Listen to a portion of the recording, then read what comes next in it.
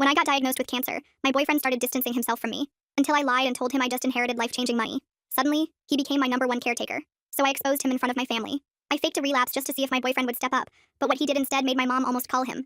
I used to think that if I ever got seriously sick, I'd find out who really loved me. I just didn't think I'd actually have to live it. When I got my diagnosis, it didn't feel real. The doctor said words like aggressive and rare and long road ahead. I told my boyfriend Harvey that night on the couch. He froze for a second, then hugged me like he was squeezing something inside himself back down. For the first few weeks, he played the perfect partner. He brought me flowers, drove me to appointments, and made a whole Instagram post with our photo and a long caption about strength and resilience. But clearly, supporting me got too hard, because soon he started slipping. He began canceling rides to my treatments, said his boss was being strict, even though he worked from home. He still brought flowers from work, but I started finding them in the trash, wrapped and unopened, given to him by someone else to give to me. Once at an appointment, he told a nurse, "She gets dramatic when her blood sugar drops, just ignore her." She looked at me like I'd been slapped. Then came the night everything came crashing down. He swiped up on my best friend's story. "You look amazing." She told me instantly, and that's when I got the idea. I was getting better, I knew it, but I wondered how my boyfriend would react if I wasn't. And so I started telling him my doctor thought things were getting worse, that it was spreading. The shift was easy to notice. He was already pretty distant, but now he was even more avoidant. He wouldn't sit next to me, started to place his phone face down, even fully stopped asking how I was feeling. I endured a few weeks of this, before one-upping myself and telling him that my great-uncle had passed and had left me a substantial inheritance. I made the numbers vague on purpose, but just enough to sound life-changing. And suddenly my boyfriend was back. He made dinner. He offered foot rubs. He posted another photo of us, this time with a cheesy quote about love through adversity. I felt disgusted, but said nothing. I just watched and took notes, voice memos, and screenshots. One day, I caught him whispering into his AirPods saying, "I just need a few more months, and then I'm out." My hands were shaking when I hit save on that audio. The following day, I planned a dinner. Just him, me, and my family. I told him I wanted one last night with everyone before things got bad. He said he'd love that. Said it would be a good reminder to people of everything he'd done for me. His words. The day of the dinner, I told him I felt too weak to cook. Asked if he could maybe make his chicken Alfredo I loved so much. But he said he was too tired. He would just get takeout instead. When my family arrived, Dad brought a bottle of wine to ease the tension. Everyone smiled their way through the dinner, even though it felt tense. And then, halfway through the meal, I faked it. I grabbed my side and said I felt a sharp pain. I closed my eyes and let out a shaky breath. He barely moved. Just muttered, "This again?" My mom asked him to repeat that. He just shook his head and said, "I've been doing everything I can. I've already done my part." I pulled my phone from under the table and hit play. The room went dead silent. The audio came through loud and clear. His voice saying, "If she kicks it, I get sympathy. If she doesn't, I get her money. Win-win." No one moved. My brother's fork clanged on his plate. My dad stood up slowly and said, "Get out." He didn't yell, just pointed at the door. My boyfriend tried to stutter something about it being a joke. No one cared. My mom took the flowers from the counter and threw the vase at his feet, saying, "If you don't leave right now, I will end you." He left. No fight. No explanation. Just slamming the door on his way out. The next few days were strange. My best friend texted me and said, "I had no idea. I'm sorry." My mom brought over soup every day even though I could cook again. My dad fixed a leak in my sink I'd asked Harvey to fix over a dozen times. My brother messaged me a meme. Nothing major. Just a little message that said, "You're good." He wasn't. I didn't post anything about it. Didn't need to. A few of our mutuals stopped talking to me, but I didn't care. But then something weird happened. 2 weeks later, I got a DM from a girl I didn't know. It just said, "I saw what he did to you. I think he's doing it again." I stared at the message for a long time. My first instinct was to ignore it. I was finally moving on, getting my life back. My last scan came back clear, and I was starting to feel like myself again. But something about her message felt urgent, desperate even. The kind of desperation I recognized all too well. I clicked on her profile. Her name was Melanie. She looked young, maybe early 20s, pretty in that Instagram filter kind of way. I scrolled through her photos. There he was, Harvey, his arm around her shoulders. Posted just 3 days ago. The caption read, "My rock during these difficult times." My stomach lurched. I felt sick. Not cancer sick. A different kind of sick. I messaged her back asking for her number. She called me 5 minutes later. "I'm sorry to bother you," she said. Her voice was shaky. I just didn't know who else to talk to. I asked her how she found me. She said Harvey had kept a journal. She found it while cleaning his apartment. My name was in it, along with notes. Detailed notes about my case. Case? I asked, feeling a chill run down my spine. "That's what he called it," she said. "There were others too." I felt cold all over. I asked her what kind of notes. She hesitated, then said he'd written down everything. My diagnosis, my treatment schedule, how much the inheritance might be worth, even notes about my family members and which ones he thought would be obstacles. She started crying, said he'd been recording her too. She found audio files on his laptop, him talking about her like she was some kind of experiment, saying things like, "Subject responds well to emotional withdrawal followed by affection." I asked her to meet me, somewhere public, a coffee shop downtown. She agreed. When I saw her in person, she looked even younger, barely out of her teens. She had a folder with her, printouts of his notes, screenshots of text messages. I flipped through them, my stomach turning. There was a whole section about me, pages of it, dating back to after my diagnosis. He'd begun planning this once he learned I was sick. The cancer was an opportunity he decided to exploit. "There are others," Melanie said, pointing to a list of names. At least 5 that I could find. I recognized one of the names. A mutual friend who'd gone through a bad divorce last year. Harvey had been so supportive of her, always checking in, offering to help with her kids. "What do we do?" Melanie asked. Her hands were shaking as she sipped her coffee. I didn't know. This was bigger than I thought. More calculated. He wasn't just an opportunistic jerk taking advantage of a sick girlfriend. This was methodical. Planned. "We need more evidence," I said finally. "And we need to warn the others." Melanie nodded. She looked relieved to have a plan, even a vague one. I felt a weird responsibility toward her. She was so young, so trusting, just like I had been. We agreed to meet again in a few days. I took copies of everything she had, told her to be careful, not to let him know she suspected anything. As I drove home, I felt a strange mix of emotions. Anger, obviously. Disgust. But also a weird sense of purpose. For months, I'd been focused on survival, on getting through each day. Now I had something else to focus on. Something that might help others avoid what I went through. I pulled into my driveway and sat there for a minute, staring at the folder on the passenger seat. I hadn't told Melanie everything. Hadn't told her that my cancer was in remission. That I was getting better. I wasn't sure why. Maybe I wanted to protect her. Maybe I wasn't ready to share that part of my story yet. Or maybe, just maybe, I needed to keep that card close to my chest. Because something told me this wasn't over. Not by a long shot. I sat in my car staring at Melanie's folder for a good 10 minutes. My phone buzzed with a text from my mom asking if I was okay. I sent back a quick, all good, and finally grabbed the folder. Inside my apartment, I spread everything across my kitchen table. The sheer amount of documentation was overwhelming. Harvey had basically created a playbook for manipulating vulnerable women. I found my section and started reading. It was like looking at myself through a funhouse mirror. He documented everything. My diagnosis date, my emotional reactions, even how many times I cried during the first week. But the most disturbing part was how he'd labeled me. Terminal illness scenario. I was a test case. The realization hit me like a truck. I called Melanie the next morning. She sounded exhausted when she answered. Did you sleep? I asked. She admitted she hadn't. Harvey had texted her 3 times during the night, asking where she was, what she was doing. Classic control tactics that I recognized all too well. We agreed to meet again, this time at a small library where we could talk privately. I brought coffee and she brought more evidence. A USB drive with audio recordings. We huddled in a study room, listening through earbuds. Subject shows increased dependency after criticism. Harvey's voice said clinically. Financial vulnerability confirmed. Estimated timeline to access, 4 to 6 months. Melanie's face went pale. That's about me. He told me last week that my spending habits were concerning. Then he offered to manage my accounts. I felt sick. According to his notes, Melanie had a trust fund that would fully mature when she turned 25. She was 24. Harvey was positioning himself to access it. What about the others on the list? I asked. Melanie had already done some digging. One woman had lost her husband and received a life insurance payout. Another had inherited her grandmother's house. Each one had something Harvey wanted, and each one was vulnerable in some way. We need to warn them, I said. How? He'll know it was me who took the files. She was right. We needed to be careful. I suggested we create a new email account and reach out anonymously at first. Just enough information to make them cautious without revealing everything. Over the next week, we contacted 3 women from Harvey's list. 2 responded with confusion and defensiveness. The third, Sharon, wanted to meet. She was the one who'd lost her husband. Harvey had been supporting her through grief counseling sessions he claimed to be qualified to lead. Sharon met us at a park. She brought her teenage son, Brandon, who stood protectively nearby while we talked. When we showed her Harvey's notes about her, labeled Widow Protocol, she broke down. He suggested I sell my house, she whispered. Said the memories would be too painful. He knew someone who could help with a quick sale. According to his notes, Harvey had a friend in real estate who would give him a 30% finder's fee. He was planning to make money off her grief. Brandon joined our conversation when he saw his mom crying. He'd never trusted Harvey, he told us. Something about the guy seemed off, especially how he tried to separate Brandon from his mom, suggesting adult conversations that Brandon shouldn't be part of. He's been isolating you, I explained to Sharon. It's part of his pattern. By the end of our meeting, Sharon had decided to cut contact with Harvey. Brandon looked relieved. They thanked us and promised to be careful. Harvey had a key to their house, something I hadn't known until that moment. We helped them make a plan to change the locks that day. Driving home, I felt a strange mix of emotions. Anger at Harvey, obviously, but also a growing sense of purpose. For months, I'd been focused on my own survival. Now I was helping others. It felt good. Empowering. My phone rang. Unknown number. I almost didn't answer, but something told me I should. Is this Julia? A man's voice I didn't recognize. Who's asking? I kept my tone neutral. My name's Raymond. I think we have a mutual problem. My heart raced. Harvey? Yeah, Harvey. I work at his company. He asked me to recover some deleted files from his laptop. What I found? It wasn't right.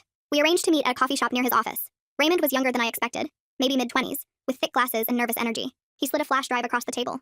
I made copies, he said quietly. The stuff on here, it's messed up. He's been recording conversations, keeping detailed notes. There's a whole folder labeled methodologies. I thanked him, asking why he was helping. My sister went through something similar, he said simply. Different guy, same tactics. I recognized the pattern. The flash drive contained even more evidence. Harvey had spreadsheets tracking his investments in each relationship. Time spent, gifts given, emotional labor performed, against expected returns. He had a 5-year plan that included acquiring property and liquid assets from at least 8 women. I called Melanie immediately. We needed to regroup, figure out our next steps. But she didn't answer. I tried again. Straight to voicemail. A bad feeling settled in my stomach. I drove to her apartment. Her car wasn't there. I called again. Nothing. I waited an hour, growing increasingly worried. Finally, my phone buzzed with a text. With Harvey. He knows. Be careful. My hands shook as I called my brother. I needed backup. He arrived 20 minutes later, and we tried to figure out where Harvey might have taken her. Based on his patterns, he wouldn't go somewhere public. He'd want privacy for whatever manipulation he was planning. His parents have a lake house, I remembered suddenly. He took me there once, early in our relationship. It's isolated. We drove there immediately, my brother's truck eating up the miles as I filled him in on everything we discovered. When we arrived, Harvey's car was parked outside the small cabin. Relief flooded through me. At least we'd found them. Stay in the car, my brother said. I'll check it out. I ignored him, of course. We approached together, peering through windows.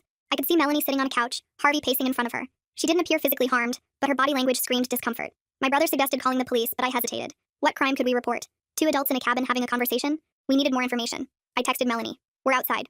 Are you safe? 1 word answer.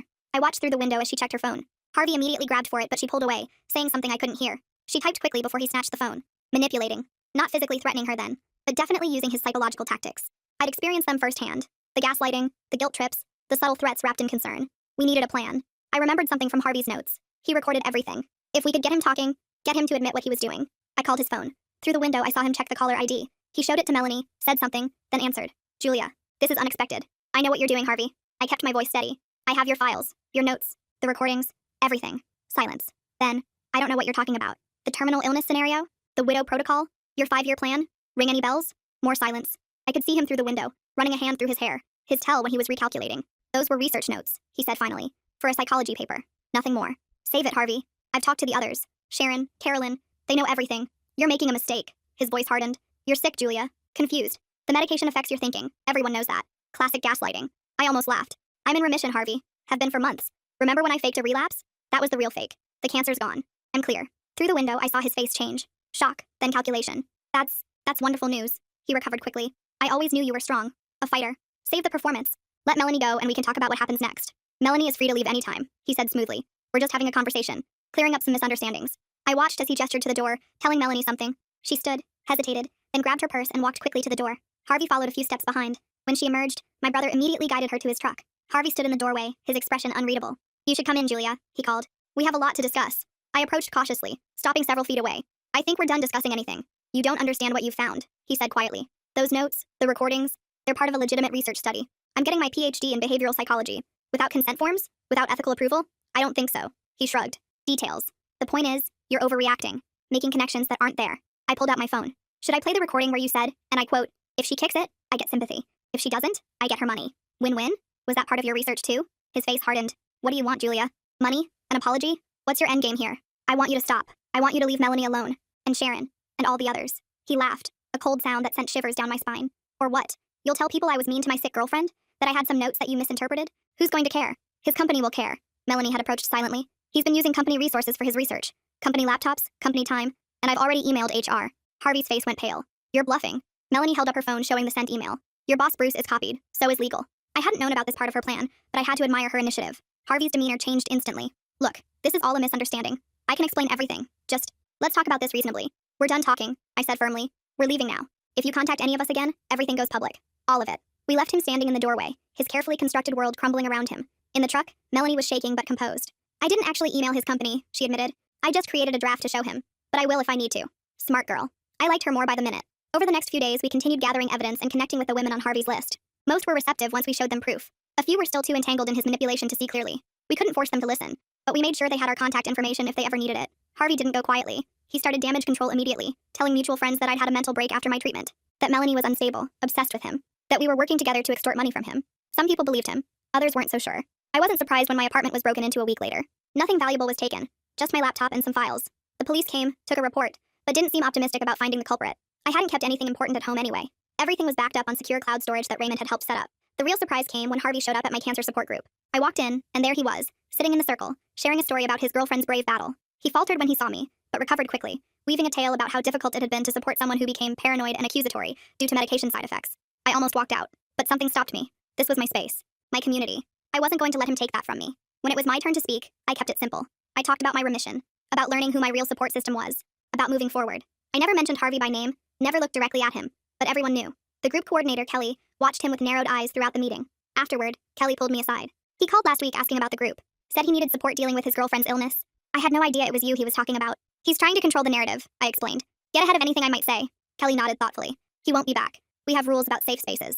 True to her word, when Harvey tried to attend the next meeting, he was politely but firmly turned away. Small victory, but it felt significant. The weeks that followed fell into a strange pattern. Harvey would make a move, contacting a mutual friend with his version of events, accidentally, running into me at the grocery store, sending a mutual acquaintance to check on me, and we would counter it. Melanie started a detailed log of every contact, every attempt at manipulation. The evidence pile grew.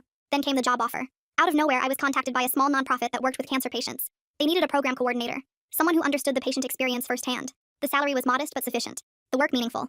I accepted immediately. 2 days later, I received an anonymous email.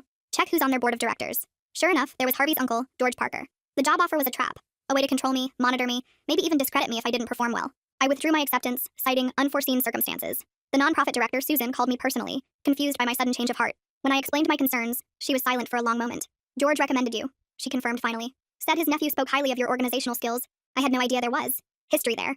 I thanked her for understanding and hung up, feeling a mix of disappointment and vindication. Harvey was still trying to manipulate my life, but at least I was recognizing the patterns now. The real breakthrough came from an unexpected source. One of Harvey's exes from before me, Hannah, reached out after seeing a vague post Melanie had made about toxic relationships. Hannah had dated Harvey for nearly 2 years. He'd isolated her from friends and family, controlled their finances, and gaslit her constantly. When her father died, leaving her a small inheritance, Harvey had accelerated his timeline, pushing for marriage. She'd broken things off, sensing something wasn't right. He threatened to sue me, Hannah told us over coffee. Said he'd invested in our relationship and deserved compensation. I was scared enough that I gave him money to go away. This was new information, and potentially useful. If he'd done this before, there might be a legal pattern we could use. I consulted with a civil attorney, Cameron, who specialized in cases involving psychological manipulation and financial abuse. The consultation wasn't cheap, but Melanie insisted on splitting the cost. It's not just about money, Cameron explained after reviewing our evidence. It's about pattern and intent. Harvey has systematically targeted vulnerable women, documented his methods, and attempted to profit from their situations.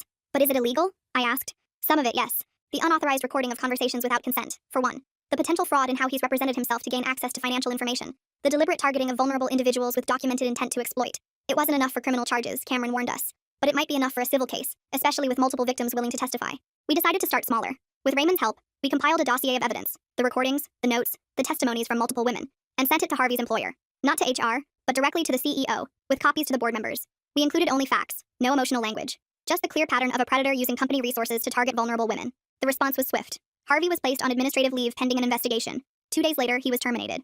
The company sent a brief, carefully worded statement thanking us for bringing the matter to their attention and assuring us that they took such allegations seriously. Harvey's response was less measured. He showed up at my apartment, pounding on the door, demanding I fix this. I didn't open the door, just called the police and recorded his tirade through the door. By the time officers arrived, he was gone. But the recording captured everything, including threats to make me pay for ruining his life. The officers took a report and suggested I consider a restraining order. I filed for one the next day. Melanie did the same. So did Sharon and Hannah. 4 separate women, 4 separate jurisdictions, all reporting the same pattern of behavior. It was harder for Harvey to dismiss us as crazy or vindictive when our stories aligned so perfectly. The restraining orders were granted. Harvey was legally required to stay away from all of us. It wasn't a perfect solution. Paper doesn't stop someone determined to cause harm, but it created an official record. If he violated the orders, there would be consequences. For a while, things were quiet. Too quiet. I kept waiting for the other shoe to drop, for Harvey to find some new angle of attack. Melanie moved in with a friend temporarily, just to be safe. I stayed with my brother for a few nights when my apartment felt too exposed. Then came the blog post. Anonymous, but clearly Harvey's work. It detailed the persecution of an innocent man by his mentally unstable ex-girlfriend and her cult of enablers. No names were used, but anyone who knew us would recognize the situation. He painted himself as the victim of a vindictive campaign, a man who had only tried to help women in difficult situations. The comment section filled quickly, some supporting the anonymous author, others questioning his version of events. I resisted the urge to respond. Engaging would only feed his narrative. Instead, I focused on healing. Real healing. Not just from cancer, but from the psychological damage Harvey had inflicted. I started therapy with a counselor who specialized in manipulative relationships. I reconnected with friends I'd lost touch with during my illness. I even started dating again, cautiously, with full awareness of red flags I might have missed before. Melanie did the same. We stayed in touch, meeting for coffee every few weeks. She enrolled in classes, moved to a new apartment, started rebuilding her life without Harvey's influence. She even laughed sometimes, a sound I hadn't heard from her when we first met. 3 months after Harvey's firing, I received a job offer from a different nonprofit, one with no connection to Harvey or his family. The work involved supporting patients through treatment and recovery, using my own experience as a guide. It felt right, like turning something painful into something purposeful. At my first presentation as a patient advocate, I scanned the room out of habit, half expecting to see Harvey lurking in the back. Instead, I saw a room full of people who needed what I had to offer. Understanding, empathy, practical advice from someone who'd been where they were. I began my talk with a simple truth. Sometimes the worst experiences teach us the most important lessons. My cancer showed me who really cared about me, and who didn't. The audience nodded. They understood. Many of them had similar stories. Afterward, a woman approached me, her eyes red from crying. "Thank you," she said simply. "I needed to hear that it's okay to let go of people who can't support you properly." I hugged her. This stranger who wasn't really a stranger at all. We were connected by a shared experience, a common understanding. As I drove home that night, I realized something important. Harvey had tried to use my vulnerability against me. He'd seen my illness as an opportunity, my trust as a weakness. But in the end, those very things had become my strength. My vulnerability had connected me to others. My trust, once rebuilt, had created a network of support stronger than Harvey could ever break. My phone buzzed with a text from Melanie. "Guess who I saw today? Harvey. With a new girl." She looked scared. I sighed. Our work wasn't done yet. I texted Melanie back immediately. "Where?" She sent the location, a small cafe downtown that Harvey used to take me to. I remembered how he'd always insist on sitting in the back corner booth, away from windows. Control freak behavior I hadn't recognized at the time. "Don't approach," I warned her. "Just observe." I grabbed my keys and headed out. This wasn't over.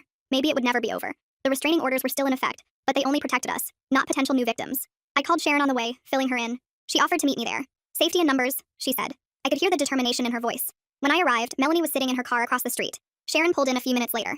We gathered in Melanie's car, watching the cafe entrance. "She's young," Melanie said. "Like, really young. Maybe 20? He's doing that thing where he leans in really close when she talks." I knew that move. The intense eye contact, the focused attention that made you feel like the most important person in the world, until you weren't. "What's our plan here?" Sharon asked. "We can't just kidnap her." She had a point. We couldn't exactly storm in there and drag this girl away from him. That would just confirm his crazy ex narrative. "I have an idea," I said, pulling out my phone. I scrolled through my contacts until I found Raymond. He answered on the second ring. "I need a favor," I explained the situation. "Can you help us reach her through the cafe's Wi-Fi?" 20 minutes later, Raymond texted that he was in position at a table near Harvey. "The girl looked uncomfortable," he reported. Harvey kept touching her arm, her hand. Classic love bombing stage. Ready? I texted.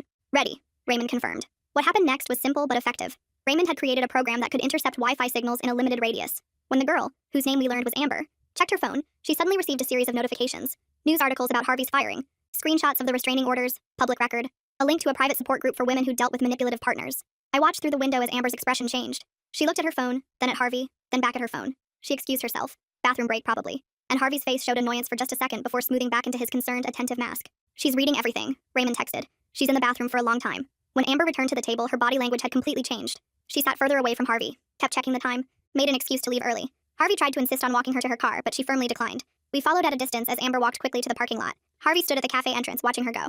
His face was tight with frustration, another one slipping through his fingers. Should we approach her? Melanie asked. Not yet, I said. Let her process. But we should make sure she gets to her car safely. Amber reached her car without incident. As she was unlocking it, she suddenly looked up, scanning the parking lot like she felt she was being watched. Her eyes landed on our car. For a moment, we just stared at each other. Then she gave a small nod. Acknowledgement, maybe even thanks, before getting in her car and driving away. That's one more he didn't get, Sharon said quietly. But it wasn't enough. For every Amber who got away, how many others wouldn't? Harvey would just keep finding new targets, refining his approach, learning from his mistakes. We needed something more permanent. The opportunity came a week later. My brother called to tell me Harvey had applied for a job at his company. The position involved financial advising for clients going through major life transitions, divorce, retirement, death of a spouse.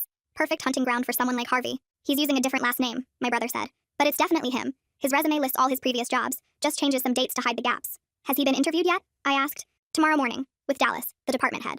I asked if Dallas knew about Harvey. My brother said no. The company was large, and Dallas worked in a different division. Perfect. That night, I compiled a concise file. Harvey's termination letter, the restraining orders, screenshots of his research notes on vulnerable women, a statement from his former employer confirming he'd been fired for ethical violations. I sent it all to Dallas with a simple note. Before you interview Harvey Thompson, formerly Harvey Miller, please review these documents. The next morning, my brother texted me. Harvey showed up for the interview.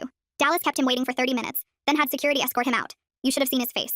Small victory, but still just a band-aid on a bigger problem. The real breakthrough came from Hannah. She'd been doing her own research and discovered Harvey had a pattern going back years, even before he'd targeted her. She found 3 more women from his past, all with similar stories. One had even filed a police report when Harvey wouldn't stop contacting her after their breakup. We need to consolidate everything, Hannah said when we met up. Create a complete timeline. Show it's not just coincidence or misunderstanding. It's a deliberate pattern. We spent weeks gathering evidence, connecting dots, building a comprehensive case. Raymond helped us organize everything digitally, creating a secure database that couldn't be traced back to any of us. Sharon's son, Brandon, who was studying graphic design, created infographics showing Harvey's patterns visually, the love bombing phase, the isolation tactics, the financial maneuvering. When we had everything organized, we took it to Cameron, the civil attorney. She reviewed our materials carefully. This is compelling, she admitted, but pursuing legal action would be expensive and emotionally draining, and there's no guarantee of success.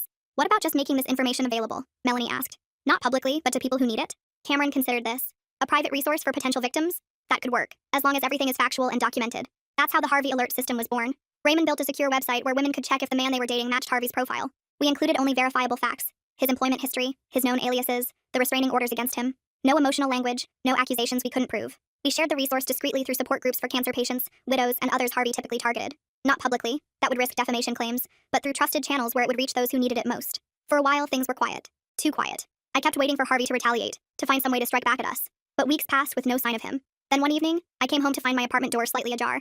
My heart raced as I backed away, calling the police. They arrived quickly, searched the place, found nothing missing. Just a single rose on my kitchen table. No card, no note, just the flower. The message was clear. He could get to me anytime he wanted. I stayed with my parents that night, jumping at every sound. The next morning, I filed another police report, but they said there wasn't much they could do. No evidence of forced entry, nothing stolen, just a flower that could have been left by anyone. He's escalating, Raymond warned when I told our group. This is classic behavior when other tactics fail. He's trying to regain control through fear. We increased security, changed locks, installed cameras. I started varying my routines, taking different routes to work, shopping at different stores. The constant vigilance was exhausting. Then Harvey made a mistake. He created a new dating profile using yet another variation of his name. But he used the same photos, the same carefully crafted bio about being a supportive partner during life's challenges. One of our alert system users recognized him and contacted us. This gave us an idea. With Raymond's help, we created our own profile. A fictional woman named Jamie who had recently lost her mother and inherited her house. The profile was carefully crafted to appeal to Harvey's known preferences. Young, but not too young. Financially stable, but emotionally vulnerable. Independent, but seeking guidance. Harvey took the bait. Within days, Jamie received a message expressing condolences for her loss and offering a sympathetic ear. The conversation progressed exactly as we predicted. Harvey asking subtle questions about her finances, suggesting they meet in person, offering to help with decisions about the inherited property. We arranged a meeting at a public restaurant. Harvey arrived early, as he always did. Controlling the environment was important to him. But instead of finding Jamie, he found me, Melanie, Sharon, and Hannah sitting at the table. His face went through a series of emotions. Confusion, recognition, anger, calculation. He turned to leave, but Raymond was blocking the exit, recording everything on his phone. What is this? Harvey demanded, keeping his voice low, always concerned about appearances. An intervention, I said simply. We wanted to show you that we're still watching, that we know what you're doing. That it stops now. This is harassment, he hissed. I'll file charges. Go ahead, Sharon said calmly. Explain to the police how you were trying to meet a woman who doesn't exist. Show them the messages where you were asking about her inheritance. Harvey's jaw tightened. He looked around the restaurant, probably calculating whether making a scene would work in his favor. Apparently deciding it wouldn't. He simply said, You can't stop me. You know that, right? There will always be more women. More opportunities. Maybe, Hannah replied. But there will always be us, too. Warning them. Protecting them. He left without another word, shoulders rigid with anger. We sat in silence for a moment, processing what had just happened. That felt good, Melanie said finally, seeing his face when he realized he'd been caught. It did feel good. But I knew it wasn't over. Harvey would adapt, find new hunting grounds, create new identities. And we couldn't track him forever. We all had our own lives to live. But something had changed. We'd taken back control. We'd created a network of support and awareness that extended beyond just us. Women were warning other women. The very vulnerability Harvey exploited had become a strength when shared. 3 months later, I received an unexpected email from Amber, the girl from the cafe. She thanked me for the warning that day, explained that she'd recognized me from photos on Harvey's phone. He'd been showing her pictures of his crazy ex as a warning about what not to be like. The irony wasn't lost on either of us. I'm dating someone new now, she wrote. Someone kind. But I check everything twice. I trust, but verify. You taught me that. I forwarded her message to our group. Small victories matter. A year after our confrontation at the restaurant, I ran into Harvey at a grocery store. He'd aged, looked tired. When he saw me, he quickly turned down another aisle. No threats, no intimidation attempts, just retreat. I felt nothing. No fear, no anger, not even satisfaction. Just a calm awareness that he no longer had power over me or my life. That night, I removed the extra locks from my door. Not because Harvey wasn't still dangerous, he was, but because I refused to live in fear. I had a network now. People who understood. People who had my back. My cancer had been in remission for 18 months. My life had moved forward in ways I couldn't have imagined. I was working full-time as a patient advocate, dating occasionally, rebuilding trust in myself and others. Harvey would always be out there looking for new targets. We couldn't stop that completely, but we'd created something he couldn't break. A warning system, a support network, a community of women who recognized his tactics. Sometimes I still think about that moment in my kitchen, when I first played the recording of Harvey's true intentions for my family. How my mom had threatened his life. How my dad had simply pointed to the door. How my brother had stood silently, ready to act if needed. They'd believed me instantly. No questions. No doubts. Just immediate, unwavering support. That's the real lesson I took from all this. Not that monsters exist, I already knew that. But that for every Harvey in the world, there are people willing to stand against them. People who believe you. People who show up when it matters. And sometimes, that's enough to tip the balance.